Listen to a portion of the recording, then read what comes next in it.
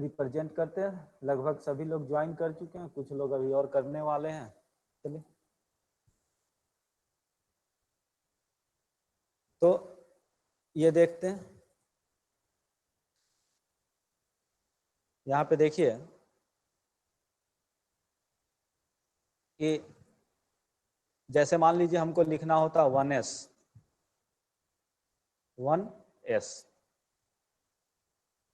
तो s का जो वैल्यू होता है एज ए मतलब एजमुथल क्वांटम नंबर में वो 0 के करीब होता है, मतलब 0 ही होता है। और ये 1s2 लिखते हैं हम। अगर इसको हम लिखेंगे नंबर सिस्टम में तो ये हो जाएगा 10 का स्क्वायर, 10 स्क्वायर। वैसे ही 2s लिखेंगे तो हो जाएगा 20 स्क्वायर।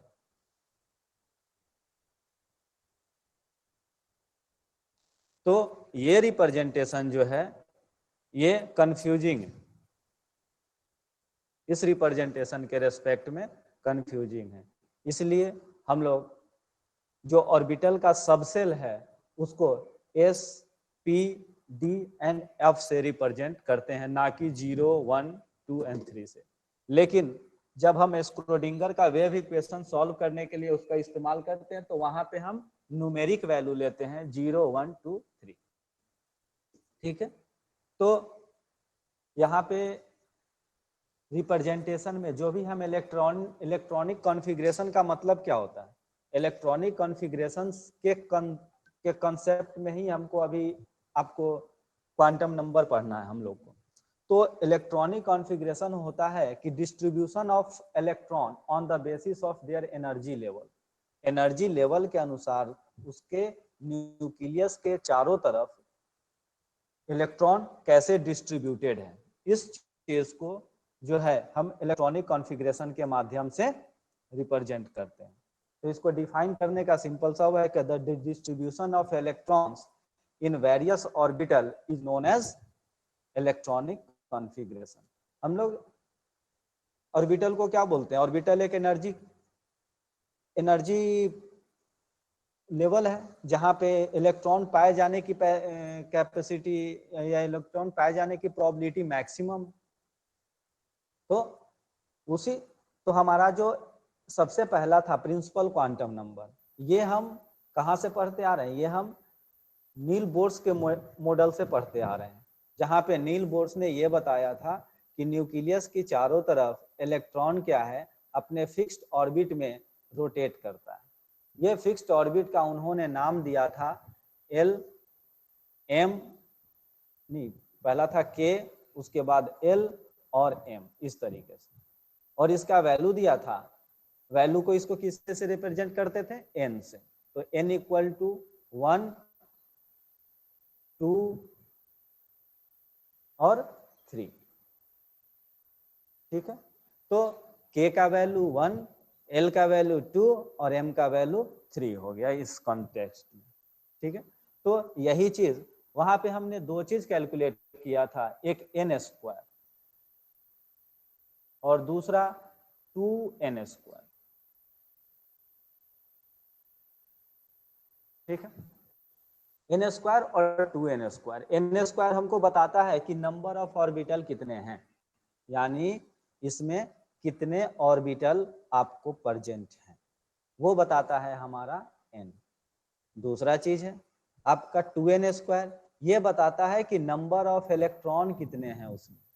एक ऑर्बिट में मान लीजिए k में, k का n स्क्वायर करेंगे तो कितना वैल्यू आएगा, पहले 1 के लिए 1, उसके बाद 4, उसके बाद 9, ये आता है। 2n स्क्वायर करेंगे यही तो 1 ऑर्बिट में k सेल में कितने इलेक्ट्रॉन होते हैं, 2।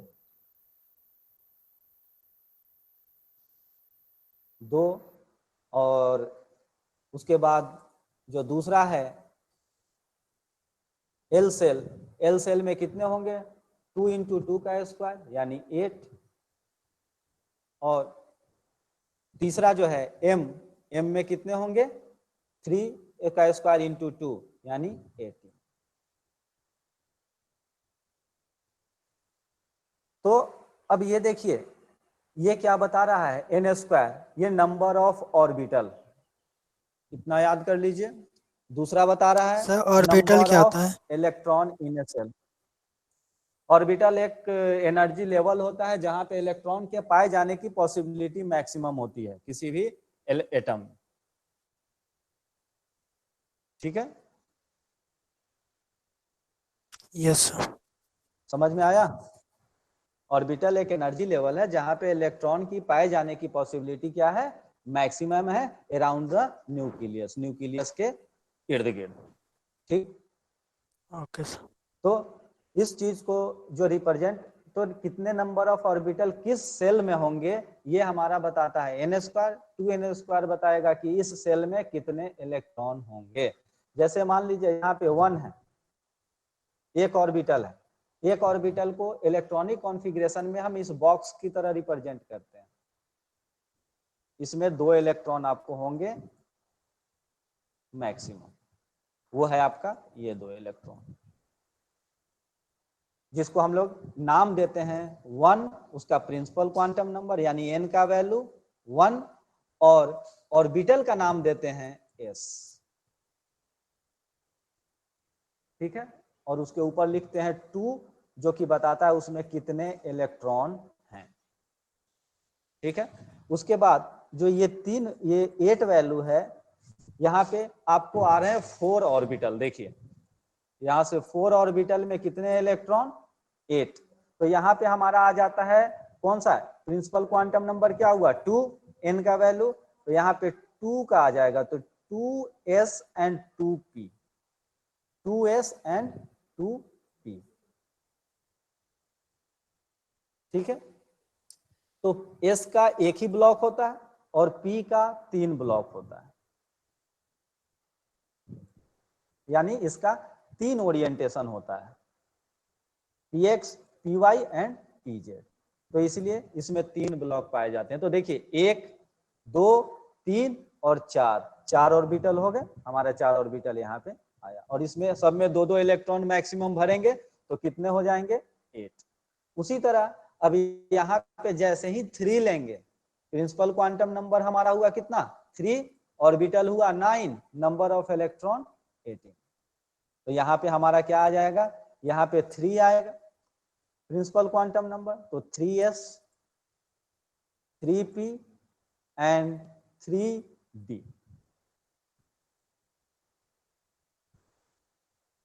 3d, तो प्रिंसिपल क्वांटम नंबर आपका ये बताता है कि ये कौन सा सेल है। तो ये आपका 1s first cell, 2s second cell, और 3 जो है, 3 का जितना भी हो गया, 3s, 3p और 3d, ये हो गया आपका थर्ड सेल।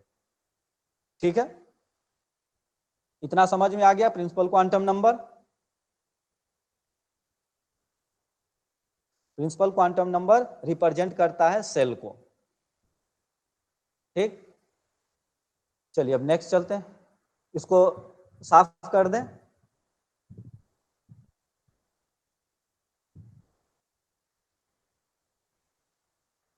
बोलिए, इतना क्लियर है? Yes sir. Yes sir. चलिए अब नेक्स्ट चलते हैं, एजीमुथल। तो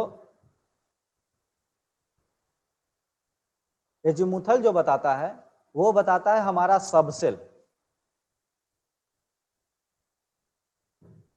ए, एजीमुथल क्वांटम नंबर एजेड हम लिख देते हैं शॉर्ट में। तो इसको हम लोग रिप्रेजेंट करते हैं, जैसे उसको एन से रिप्रेजेंट करते हैं, इसको हम लोग रिप्रेजेंट करते हैं एल से।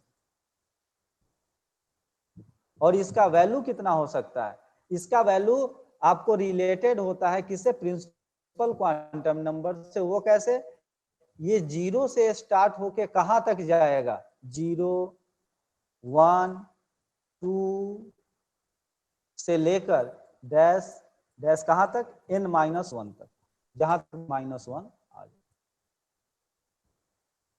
यहां तक एजीमुथल क्वांटम नंबर आपका होगा इतना। जैसे चलिए अब हम लोग देख लेते हैं, पहला n का वैल्यू अगर 1 लेते हैं तो L कितना आएगा, n का वैल्यू 1 लेते हैं तो n-1 कितना होगा 0, तो ये 0 ही रह जाएगा।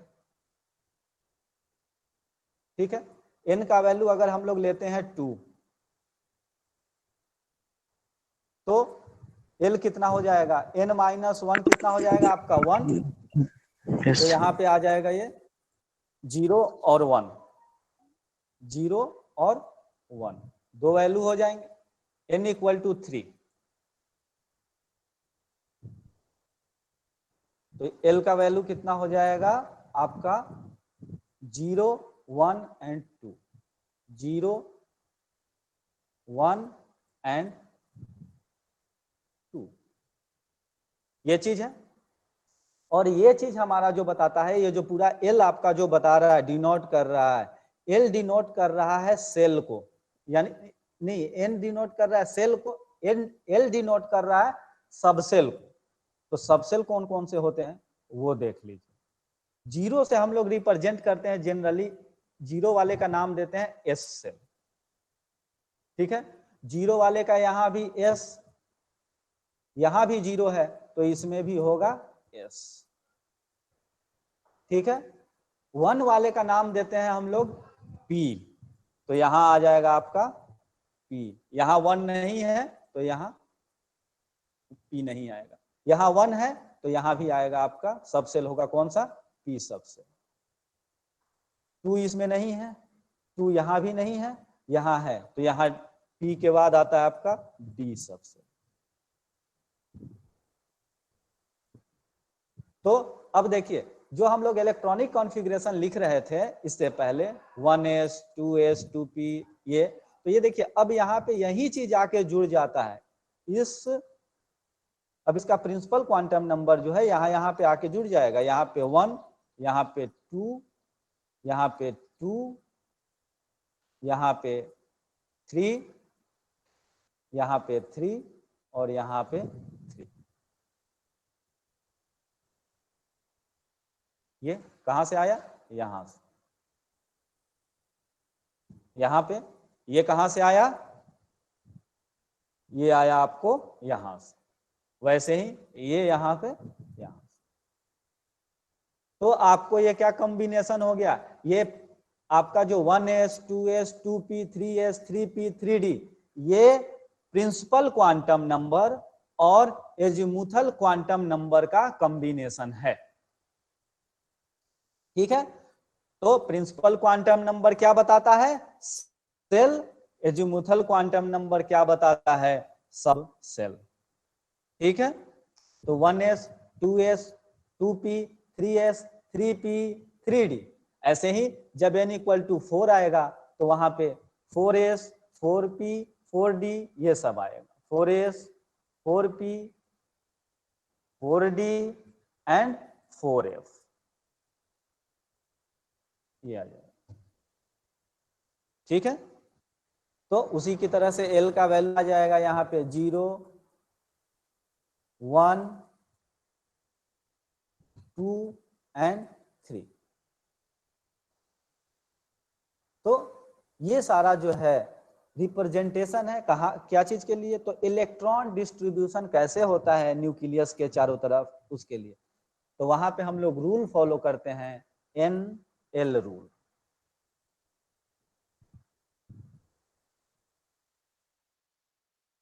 अब बोलेंगे NL रूल के, NL रूल है कि हम प्रिंसिपल क्वांटम नंबर का वैल्यू और एजीमुथल क्वांटम नंबर का वैल्यू ऐड करेंगे तो देखेंगे उसका वैल्यू कितना आ रहा है। तो देखिए 1s के लिए वैल्यू कितना आ रहा है, 1s के लिए 1 का n principal quantum number n और एजीमुथल क्वांटम नंबर 0, तो 1 + 0 =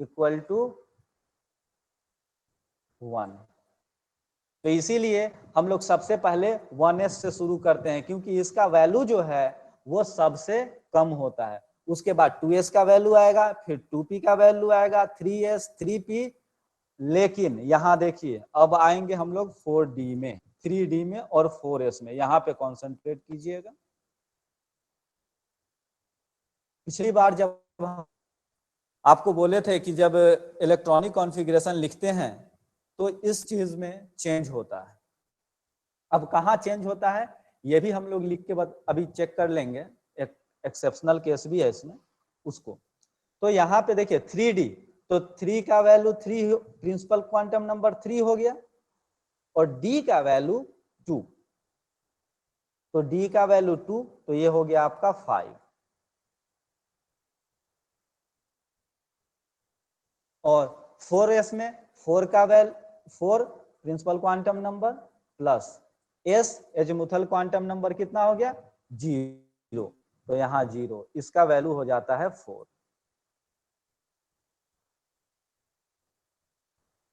तो जब 4 हो गया तो 4 कम है 5 से, यानी 4s का एनर्जी लेवल कम है 3D के एनर्जी लेवल से। इसीलिए जो इलेक्ट्रॉनिक कॉन्फ़िगरेशन वाले टेबल में जो हम लोग लिखते हैं वहां पे 4s पहले आता है और 3D बाद में फिल होता है। इस चीज को कैसे देखेंगे, चलिए यहाँ पे सर एक बार और बताइए। हाँ सर, एक बार रिपीट कीजिए। एक बार हम लोग वहां पे चलते हैं जहाँ पे इलेक्ट्रॉनिक कॉन्फ़िगरेशन लिखा हुआ है, फिर वहां से आके इसको बताएंगे तो फिर क्लियर हो जाएगा। ठीक है, तो वो समझ में नहीं आया, जैसे 3 + 2 = 5, 4 + 0 = 4, ये समझ में नहीं आया एनर्जी लेवल। तो वही चीज पहले एक बार इलेक्ट्रॉनिक कॉन्फ़िगरेशन वाले उसमें चलते हैं, वहां से क्लियर हो जाएगा कि ऐसा करते हैं, तो फिर हम लोग यहाँ पे फिर आ जाएंगे। जो आपका नोट्स है वहां पे देखिए, यहाँ लिखा हुआ ये ऑर्डर दिखाई दे रहा है आप लोग को, 1s 2s 2p 3s 3s 3p 4s।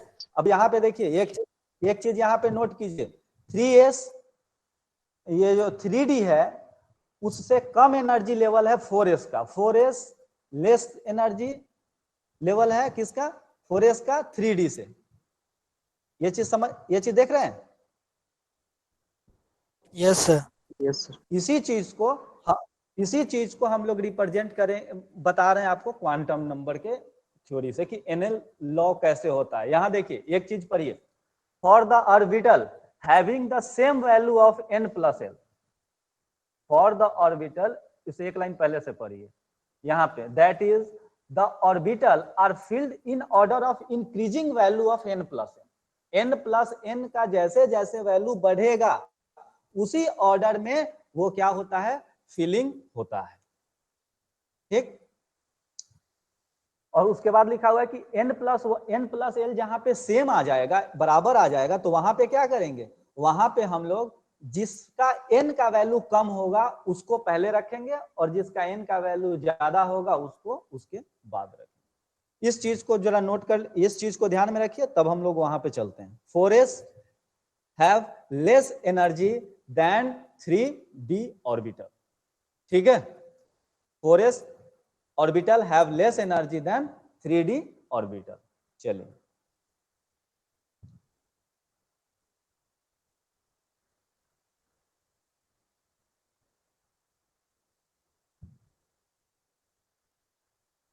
तो वहां पे कैसे हो रहा था ये चीज, यही चीज हम लोग को समझना है। यहां देखिए 3D है, 3D का प्रिंसिपल क्वांटम नंबर कितना है यहाँ पे बताइए कोई?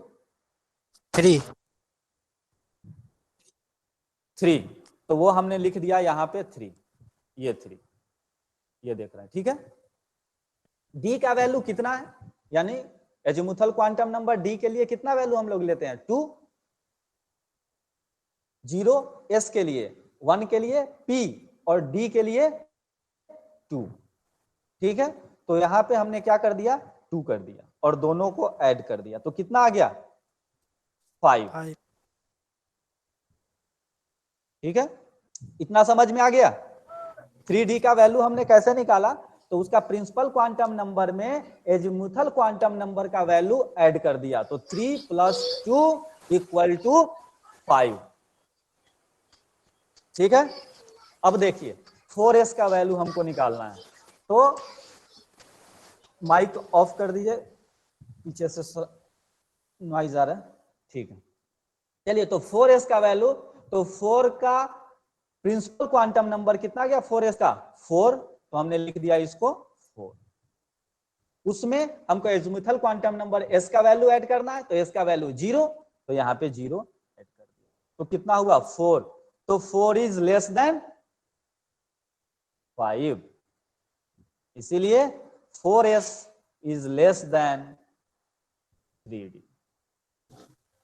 सर और 4p का भी तो 5 है। 4p का भी 5 है, लेकिन 4 बताया गया था कि जिसका आपका n का वैल्यू अगर जहां पे टाई हो जाता है, जहां पे दोनों टाई हो जाता है, वहां पे जिसका n का वैल्यू यानी प्रिंसिपल क्वांटम नंबर का वैल्यू कम होगा उसको पहले रखेंगे, इसलिए 3d को पहले रखते हैं, फिर 4p को रखते हैं। समझे? Yes sir.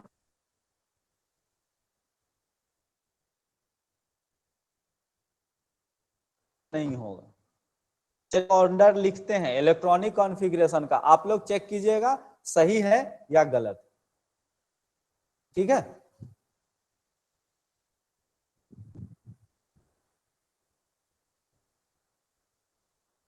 आप लोग चेक कीजिएगा, गलत भी हो सकता है। अगर गलत है तो क्यों, अगर सही है तो भी क्यों। 1s 2s 3s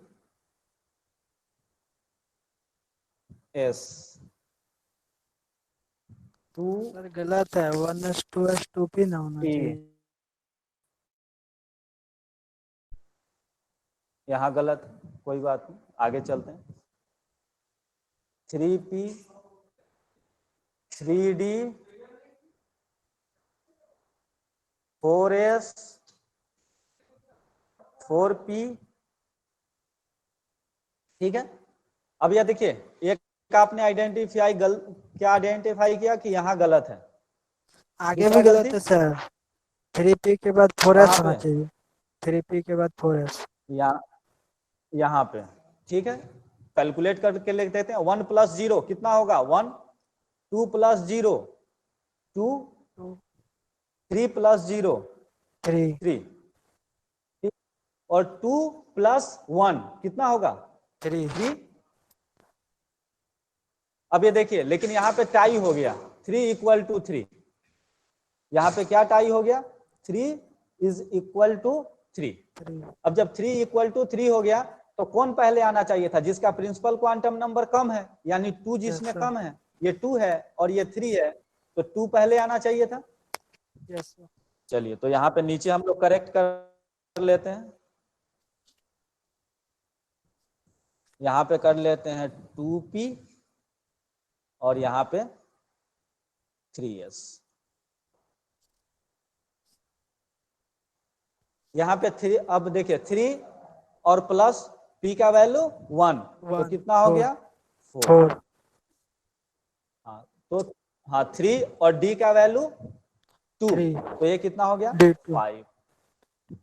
3 सर, ठीक है, d d का वैल्यू 2 तो 5, हाँ तो 4 और s का वैल्यू 0, तो ये कितना हो गया 4। अब यहाँ पे देखिए, यहाँ पे कॉन्ट्राडिक्शन आ गया, सर। 4 कम वैल्यू है 5 से, तो 4, हाँ 4 पहले आना चाहिए।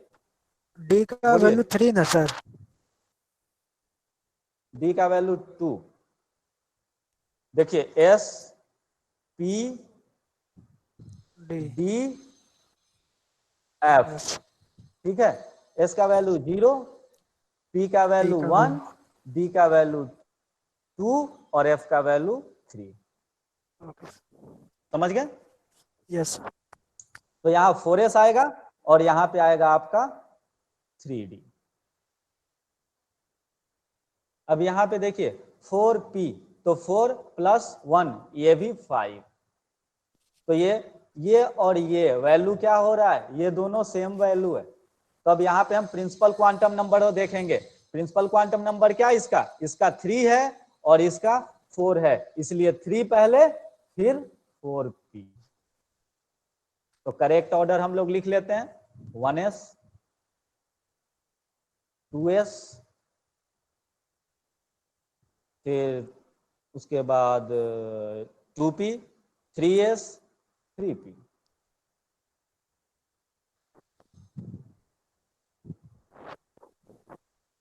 ये समझ में आ गया? Yes sir.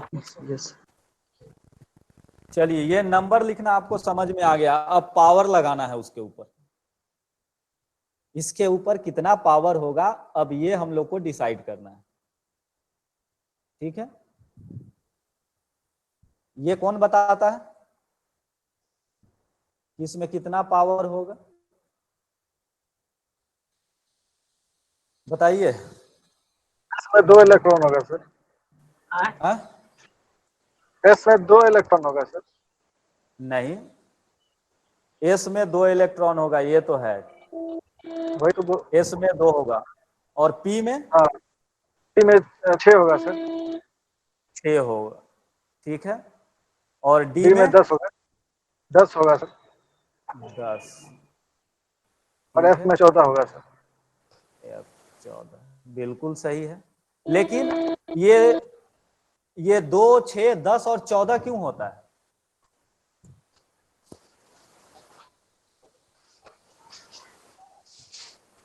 सर 3 सेल मतलब 3 बॉक्स जो बनाते हैं सर, स्पिन स्पिन वो जो डालते हैं सर, स्पिन पॉइंटर नंबर में जो 3 बॉक्स बनाते हैं टीम में।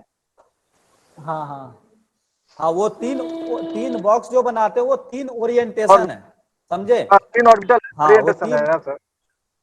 हाँ 3 ऑर्बिटल है। वही 3 ऑर्बिटल हाँ का सर। 3 ओरिएंटेशन होता है, इसीलिए उसमें हाँ जी। हम लोग यहाँ पे, इसीलिए ये 3 फॉर्म में पाया जाता है कि ये आपको 5 पाया जाता है, और ये हो जाएगा आपका 7, और ये आपका हो जाएगा 1। इसीलिए यही जितना, रीजन है ना सर। हाँ यही रीजन है, इसी को बोलते हैं मैग्नेटिक क्वांटम नंबर, समझे? उसका जितना ओरिएंटेशन होगा, जितने ऑर्बिटल उसमें पाए जाएंगे, उतना उसका डिफरेंट ओरिएंटेशन होगा, और उस ओरिएंटेशन के हर ओरिएंटेशन में 2 इलेक्ट्रॉन मैक्सिमम उसके हो सकते हैं। तो इसीलिए यहाँ पे मैक्सिमम 1 ऑर्बिटल होता है, इसलिए यहाँ पे 2 इलेक्ट्रॉन हो सकता है, यहाँ पे 3 होते हैं इसलिए 6 हो सकते हैं, यहाँ पे 5 होते हैं इसलिए यहाँ पे 10 हो सकते हैं, और यहाँ पे 7 होते हैं इसलिए यहाँ पे एफ में 14 हो सकते हैं। ये चीज समझ में आ गया सभी को? Yes sir. नहीं sir. No sir. No sir, yes sir, no sir. चलिए, कोई बात नहीं। जैसे आपका एन और एल समझ में आ गया, वैसे ही एम भी समझ में आ जाएगा। बस एल का वैल्यू ध्यान में रखिए। एस के लिए एल का वैल्यू कितना है? 0, 1, 2 एंड 3। इसी के बेसिस पे एम का वैल्यू डिसाइड होता है। जितना एम का वैल्यू, उतना ऑर्बिटल उतना बॉक्स उस ऑर्बिटल के लिए, यानी उतना ओरिएंटेशन पाया जाएगा, उतना पोजीशन पाया जा सकता है उसमें इलेक्ट्रॉन होने की। चलिए, तो एस का वैल्यू कितना है? 0। तो इसको हम लोग डिनोट करते हैं -L2 प्लस एल, -L2 0 और 2 प्लस एल, यानी 0 को लेकर हम लोग बनाएंगे। ठीक है, तो एस के लिए पहले डिसाइड कर लेते हैं। एस के लिए वैल्यू कितना होता है? 0। तो मैग्नेटिक क्वांटम नंबर, इसका ओरिएंटेशन कितने आएंगे? एक ही, 0। नोट्स में देखेंगे तो लिखा हुआ होगा एस इज स्फेरिकल, लिखा हुआ है, पढ़े हैं? S is spherical. ठीक है, ये आपको आ गया। अब देखिए पी, पी के लिए एल का वैल्यू कितना होता है? 1। तो ये होगा -1, 0 और +1। जितना पॉसिबल वैल्यू उतने ऑर्बिटल। यहां देखिए पी के 3, इसीलिए P equal to 6 equal to 3 orbital लिखा हुआ है वहां पे। अब डी के लिए देखिए जरा, डी का वैल्यू 2, तो एम हो जाएगा इसका 5, -2, -1, 0, फिर उसके बाद +1 एंड +2। +2 ऊपर लिख देते हैं थोड़ा, +2। तो कितने हो गए, -1 1, -2 2, 0 3, +1 4 और +2 5। इसीलिए यहाँ पे लिखा हुआ है आपको, ये देखिए 5 ऑर्बिटल, और उस 5 ऑर्बिटल में कितने इलेक्ट्रॉन आ जाएंगे, 10। समझे? तो ये क्या बताता है, मैग्नेटिक क्वांटम नंबर बताता है आपका ओरिएंटेशन, यानी कितने ओरिएंटेशन में, कितने शेप में ये पाया जा सकता है। और आपका लिखा हुआ होगा शेप ऑफ द ऑर्बिटल। तो एस कैसा ऑर्बिट, एस का शेप कैसा होता है, एस का स्फेरिकल शेप होता है। पी का कैसा शेप होता है, पी का डंबल का शेप होता है। तो वहां पे 3 शेप पाया जाता है, P X, P Y and P Z. और वैसे ही डी का जो है डबल डंबल बेल शेप होता है, तो उसके 5 ओरिएंटेशन पाए जाते हैं, और वो 5 मैग्नेटिक क्वांटम नंबर से इससे बताया जाता है। ठीक है, तो ये चीज हमको पता चल गया, magnetic quantum number. Magnetic quantum number क्या बताता है कि नंबर ऑफ, उसमें उसका ओरिएंटेशन कैसा है, और उसी के ओरिएंटेशन के हिसाब से उसके जो सेल्स, सब सेल्स हैं, उसका हम लोग को पता चलता है कि कितने हैं। अब इसमें एक और चीज इंडिकेट करता है कि सब सेल कितने हैं। तो सब सेल कितने होंगे, ये अगर हमको कैलकुलेट ऐसे ही बताना हो तो वो बताता है m। तो m इक्वल टू हम लोग लिखते हैं 2 × L, 2 × L + 1। ये फॉर्मूला है। Number of subshell, number of subshell m is equal to 2 × L, यानी 2 × एजिमुथल क्वांटम नंबर। चलिए इस L को ऐसे कर देते हैं कि आप लोग 1 में कंफ्यूज ना हो, 2 × L + 1। ठीक है, तो ये है आपका एजिमुथल क्वांटम नंबर।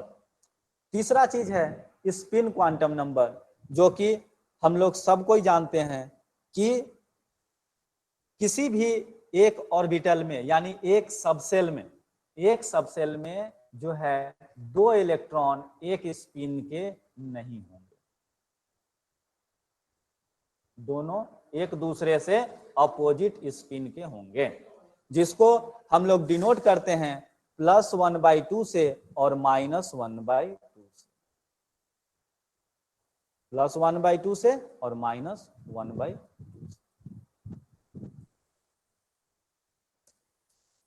ठीक है, तो ये 4 क्वांटम नंबर हो गए, जो कि हमको ये बताते हैं कि इलेक्ट्रॉन अरेंज कैसे है, इलेक्ट्रॉन के पाए जाने की प्रोबेबिलिटी क्या है, और उसका एनर्जी लेवल क्या है, उसका ओरिएंटेशन क्या हो सकता है, और उसको कैसे हम इलेक्ट्रॉनिक कॉन्फ़िगरेशन में उसको रिप्रेजेंट कर पाएंगे।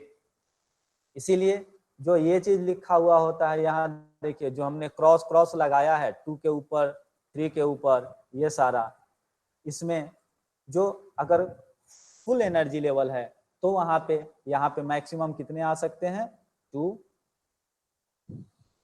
यहाँ भी 2, यहाँ 6, यहाँ 2, फिर P आया 6, यहाँ पे 2, यहाँ पे फिर 10 और यहाँ पे 6। ये मैक्सिमम कैपेसिटी है इनके इलेक्ट्रॉन ऑक्यूपाई करने की, यानी इस ऑर्बिटल में के जो सबसेल होंगे उस सबसेल में इतने इलेक्ट्रॉन ऑक्यूपाई हो सकते हैं। तो n+n रूल जो आपने देखा है, यही है आपका ऑफ बाउ प्रिंसिपल। तो ये क्या बोलता है कि ground state of the atom, ground state of the atom, जो कि ग्राउंड स्टेट यानी lower energy state, the orbital are filled in order of increasing energies, यानी जैसे जैसे उसका एनर्जी लेवल बढ़ेगा वैसे वैसे उसमें फिलिंग होगा।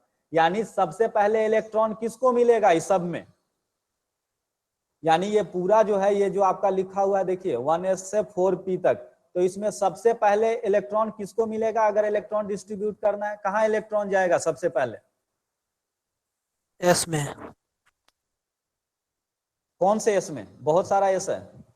1s। 1s। हाँ 1s, क्योंकि सबसे लोअर एनर्जी लेवल इसी का है।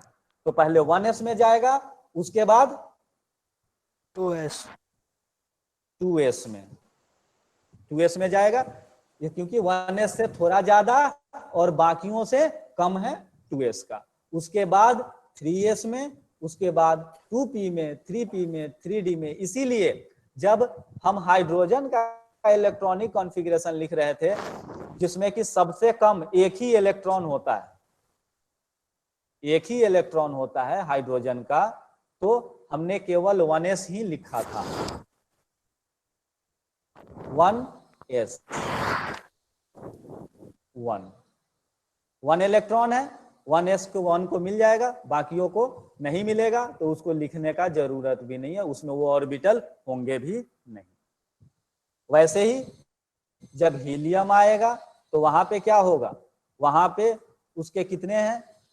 2 इलेक्ट्रॉन है, तो 1s को कितने चाहिए? s को कितने चाहिए होते हैं? 2।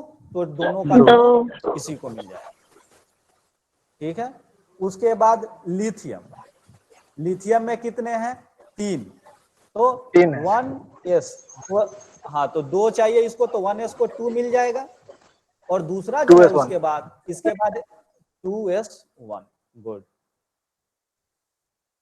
तो अब ये जो इलेक्ट्रॉन का बंटवारा इनके बीच होता है, जो सेल के बीच, तो वो उनके एनर्जी लेवल के बीच होता है। जिसका कम एनर्जी लेवल रहेगा, जिससे ज्यादा जो संतुष्ट हो पाएगा, उसके यहाँ वो इलेक्ट्रॉन चला जाएगा। बस यही कॉन्सेप्ट, इसी को हम लोग बोलते हैं Aufbau principle. In the ground state of the atom, the orbitals are filled in order of increasing energy level. ठीक। और वो एनर्जी लेवल कैलकुलेट करने का आपको सबसे अच्छा तरीका है n+1, principal quantum number plus azimuthal quantum number. In case of tie, then we consider principal quantum number, lower principal quantum number will be filled first and higher quantum number, higher principal number will be filled later on। ठीक है। उसके बाद एक और rule है, hunts rule. Hunts rule of maximum multiplicity. तो ये क्या बताता है? ये क्या बताता है, ये देखिए, ये भी थोड़ा इंपॉर्टेंट है। अब इस सबको मिटा दें, ये बिल्कुल नया चीज है उससे। हंट्स रूल, थोड़ा इसको साफ कर देते हैं। आप लोग को अगर स्नैप लेना है तो ले सकते हैं।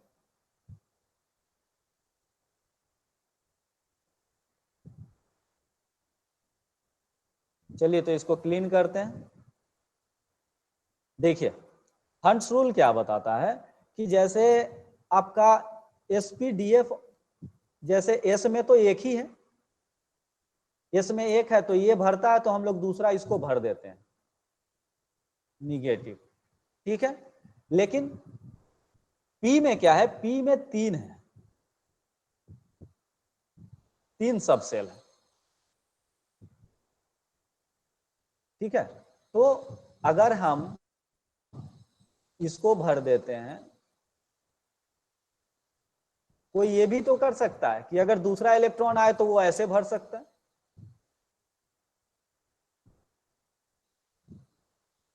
ये भर सकता है ना?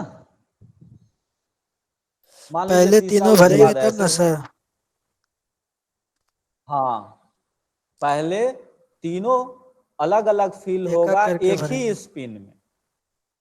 हाँ, तो यही बोलता है hunts rule of maximum multiplicity. पहले इस तरह फिल होगा, उसके बाद अगर इलेक्ट्रॉन बचता है तो यहां फिल होगा। और ये जो है ये हमारा रॉन्ग है, ये फिलिंग जो है रॉन्ग, और ये राइट। इसको बोलते हैं hunts rule of maximum multiplicity. यानी कहने का क्या मतलब हुआ कि जो p d and f orbital cannot occur pairing until each orbital of the given subshell contain at least one electron।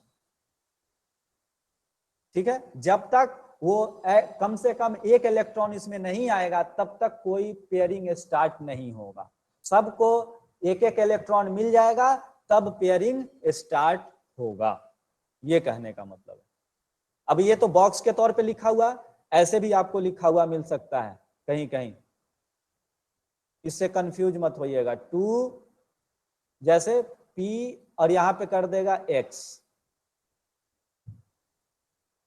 और यहां पे फिर कर देगा 2PY और 2PZ, यानी इसी को रिप्रेजेंट करने का, इसको बोल दिया 2PX, इसको बोल दिया 2PY और इसको 2PZ। ठीक है, यहां पे आपको लिख दिया क्या 2 और यहां पे 1 और यहां पे 0। अब आपसे पूछा कि कौन सा इलेक्ट्रॉनिक कॉन्फ़िगरेशन गलत है, तो ये वाला गलत। अगर इसका सही होना चाहिए तो ये होगा 2PX, यहां भी 1, 2PY यहां भी 1 और 2PZ यहां भी 1। जब तक ये सब पे एक एक नहीं जाएगा तब तक कोई दूसरा जो पेयरिंग है वो स्टार्ट नहीं होगा, तो ये सही है। पहले वाला में 2 जो है सर ऊपर में, किसमें? यस सर, वहीं पे जहाँ पे एरो था आपका, यहाँ पे ये यस सर, ये सही है, क्योंकि यहाँ देखिए एक हाफ फील्ड पहले हुआ, फिर दूसरा ये फील्ड हुआ और फिर तीसरा ये फील्ड हुआ। ठीक है, जब तीनों भर गया तब पेयरिंग स्टार्ट हुआ। तो नीचे में भी अगर ये रहता ये हाँ ये 2P लिखे हैं यहाँ पे देखिए, हाँ हाँ बता रहे हैं देखिए यहाँ पे जो नीचे लिखे हैं, नीचे वाला जो कंडीशन है ये आपका यहाँ वाला का है, ये 2P वाले के ऊपर क्या लिखे हैं 2 और 2PY वाले के ऊपर क्या लिखे हैं पावर में 1, जो कि 1 इलेक्ट्रॉन है। यहाँ पे 0 है, ये 0 जो हो गया ये गलत है, ये अगर 1 रहता तो ये सही हो। और ये जो रिप्रेजेंटेशन इसका रिप्रेजेंट क्या हुआ, इस समझ में नहीं आया। इसका रिप्रेजेंटेशन हम लोग इसको कर देते हैं,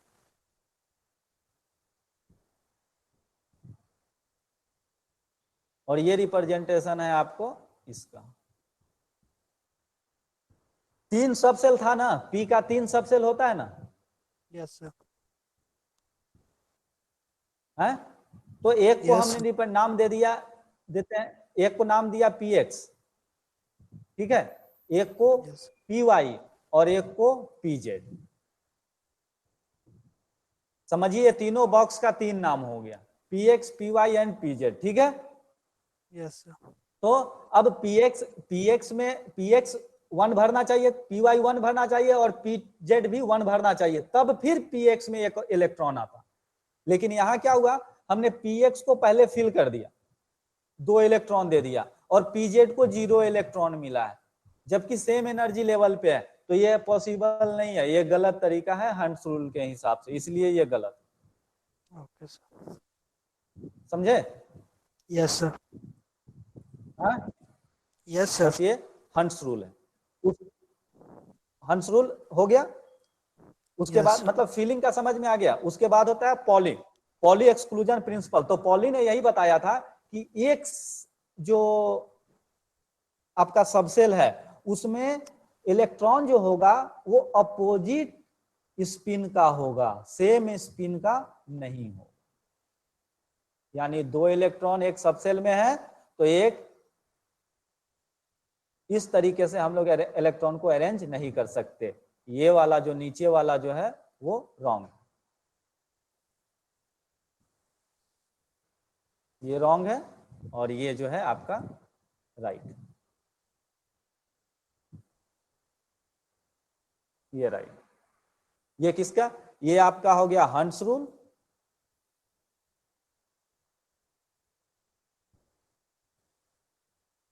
हंट्स रूल के हिसाब से, और ये हो गया आपका पॉली एक्सक्लूजन प्रिंसिपल के हिसाब से।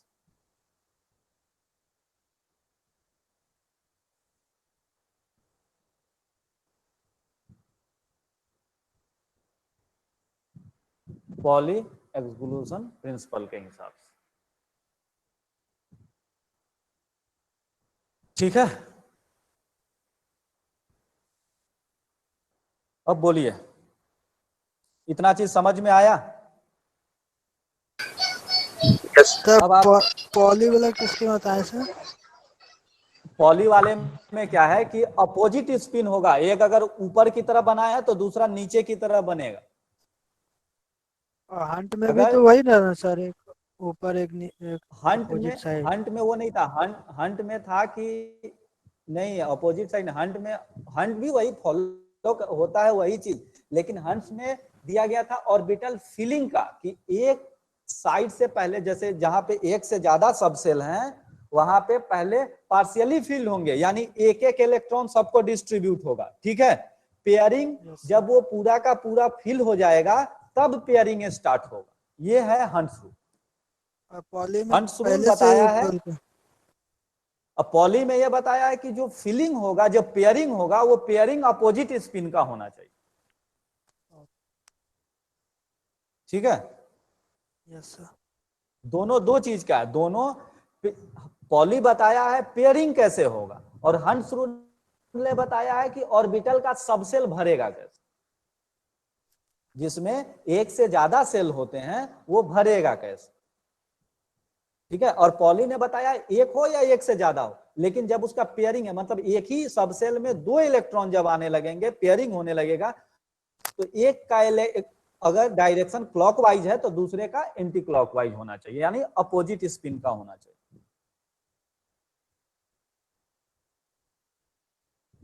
तो आज यहाँ पे हमारा एटॉमिक स्ट्रक्चर एक चैप्टर कंप्लीट हुआ।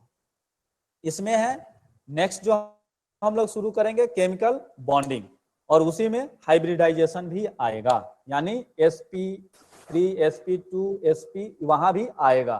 तो इस कॉन्सेप्ट को भी sp क्या होता है इस चीज को, और उसका जो डायग्राम है, जो शेप ऑफ द ऑर्बिटल है, उसको जरा एक बार आप लोग पढ़ लेंगे। शेप ऑफ द ऑर्बिटल है जो नोट्स में आपके दिया हुआ है, हम एक बार उसको नोट्स को भी वो कर देते हैं। सर वो डायग्राम हम लोग को बनाना भी पड़ेगा क्या? नहीं नहीं, बनाना नहीं पड़ेगा, वो बस केवल रिप्रेजेंटेशन है। वो स्पेक्ट्रोस्कोप से उसको चेक किया गया कि इस मतलब कैलकुलेटेड है कि इस एरिया में पाया जाएगा इलेक्ट्रॉन, इस ऑर्बिटल। ये देखिए, ये सबसे पहले ऊपर वाला एस ऑर्बिटल का स्फेरिकल शेप है, पी जो सबसेल है उसका डंबल वाला है, 2 स्फेरिकल एक्स और कोऑर्डिनेट पे, वाई कोऑर्डिनेट पे और जेड कोऑर्डिनेट पे, ठीक है, पी सबसेल का ये दिख गया। उसके बाद डी का 5 होता है। डी का कौन कौन सा होता है? एक्स वाई प्लेन में होगा, एक्स जेड प्लेन में होगा, जैसे फूल देखते हैं हम लोग ना, फूल की तरह ये दिख रहा है, X Y plane, X Z plane, Y Z plane, X square minus Y square plane. ये X square minus Y square एक वो होता है कोऑर्डिनेट, ये आपका कोऑर्डिनेट ज्योमेट्री का प्लेन स्ट्रक्चर है, तो वो एक्स और वाई प्लेन से ऊपर उठा हुआ होगा थोड़ा, यानी सर्कुलर शेप में होता है। तो इसको बस आप वो जान लीजिए कि D X square Y square plane और डी जेड स्क्वायर प्लेन, ये 5 इसके ओरिएंटेशन है, यानी 5 जगह इस पांचों एरिया में डी ऑर्बिटल में क्या मतलब ये डी सेल ये आपका ऑर्बिटल में इलेक्ट्रॉन पाने की संभावना जो है, पॉसिबिलिटी मैक्सिमम है। सर ये समझे? चैप्टर पूरा कंप्लीट हो गया। हाँ, ये एटॉमिक स्ट्रक्चर कंप्लीट हो गया। इसी में आपको हाइब्रिडाइजेशन इसी में दिया हुआ है, लेकिन वो आता है केमिकल बॉन्डिंग, जब सर तो कोवैलेंट बॉन्ड बनाएंगे। इस चैप्टर में जितना जिस तरह से भी क्वेश्चन जितना उठेगा वो हम लोग को दे दीजिएगा सर। ठीक है, एक जैसे वो क्या बोलते हैं, क्वेश्चन बैंक बनाकर आप लोग को मिल जाएगा। Yes sir. और कुछ नोट्स आप लोग को मिल चुका है? Yes sir. सर इसका और फर्स्ट पार्ट सर नहीं मिला है सर, जो कि आपने एटॉमिक स्ट्रक्चर का फर्स्ट पार्ट था ना कि वो कैसे एक्सपेरिमेंट किया गया अल्फा बीटा पार्टिकल्स को, वो चीज पार्ट नहीं मिला है सर। अच्छा, ये ठीक है, डायग्राम बना कर वो ऐसे, हाँ वो ऐसे सिलेबस में नहीं है, लेकिन उसका आप लोग बोल रहे हैं तो हम प्रोवाइड करा देंगे। ठीक है, चूंकि वो है ये सर, वो हमारा चूंकि मेन है ना, स्टार्टिंग का था तो उसी से ये सब समझ में आता है ना, तो इसलिए अल्फा बीटा पार्टिकल से ही ठीक है, कैसे इलेक्ट्रॉन्स का ठीक है, प्रोड्यूस हुआ। Yes sir. और ठीक है, सर थोड़ा वो सा, चीज मिल जाएगा। यस सर एक चीज और सर, सर इसका जो मतलब ये जो लिखावट है ना सर, ये बहुत ही लाइट वे में है सर, तो थोड़ा सा आंख पर मोबाइल से पढ़ने में ज्यादा जोर आता है, थोड़ा बहुत छोटा ही है, इसको बोल्ड लेटर में अच्छा, अगर हो ना तो जो थोड़ा ज्यादा बेटर होगा सर। हाँ यस सर एक चीज और ये भी। ठीक है, बोल बोल्ड लेटर में होंगे तो कंटेंट कम आएगा, फिर उसमें ये सब पेज बढ़ जाएगा और क्या, ज्यादा, पेज बढ़ अगर जाएगा। फॉन्ट का साइज अगर बड़ा करेंगे, नंबर ऑफ नहीं, पेजेस बढ़ जाएंगे। नहीं और भी सर देते हैं ना, ठीक है, मतलब उसमें थोड़ा चलिए, सा, यस सर थोड़ा सा, क्योंकि ज्यादा पढ़ नहीं पाते हैं, आंख दर्द होता है सर इसमें, तो पढ़ा भी करते हैं ना तो ठीक फिर चूंकि मोबाइल से पढ़ते ठीक हैं है, इस वजह से। ठीक है। Yes sir. और अच्छा, और सर नहीं तो मतलब ऐसा ये अगर हो तो उसको नोट्स वगैरह जो है, क्योंकि उतना हाँ बोलिए। लिखना सर बहुत इसका, अच्छा सर इसको पूरा लिखना पड़ेगा कॉपी में क्या? हाँ, ये लिखना चाहिए। अच्छा। ये तो आपका नोट्स है, ये बिल्कुल शॉर्ट हैंड है, बिल्कुल कम कम है। आप जो यस एक्चुअल जो एक्सप्लेन है, हमने कितने क्लास लिए एटॉमिक स्ट्रक्चर के? लगभग 6 से 7 क्लास हो गए। Yes yes. तो समझ लीजिए इतना एक्सप्लेनेशन जो है वो सारा एटॉमिक स्ट्रक्चर में इंक्लूड होगा, तो वो लगभग आपको 70 से 80 पेज बन जाएंगे। तो ये आपको नोट करना चाहिए, ये कंप्लीट शॉर्ट हैंड नोट्स है, केवल पॉइंट टू द पॉइंट। समझे? Yes sir. कम से कम बोर्स मॉडल से लेके और यहां तक इलेक्ट्रॉनिक कॉन्फ़िगरेशन तक ये आप नोट कर लीजिएगा। तो ये एटॉमिक स्ट्रक्चर जो है आपको ग्रेजुएशन तक कितना एटॉमिक स्ट्रक्चर का पढ़ना है, जो केमिस्ट्री वगैरह लेके भी जो पढ़ते हैं जो तो ग्रेजुएशन ऑनर्स लेवल का करते होता हैं। है। और अच्छा। ये आप, हाँ ये आपको काम आएगा कहाँ पे? ये आपको फिजिक्स का भी जब फोटो इलेक्ट्रिक इफेक्ट पढ़ेंगे ना, जो वहां पे ये यूटिलाइज होगा आपका, ये पार्टिकल नेचर वगैरह और थोड़ा बहुत ये थ्योरी एटॉमिक स्ट्रक्चर का। तो एटॉमिक स्ट्रक्चर को इसलिए इतना लंबा टाइम दिए हैं कि ये बेसिक है, और इसके आगे ही हमारा सारा चीज जो क्लासिफिकेशन होता है, periodic classification, acid base salt जो होता है, केमिकल बॉन्डिंग होता है, ये सारा चीज इस पे डिपेंड है, उसके ओरिएंटेशन, उसके शेप, उसके साइज, उसके नेचर पे।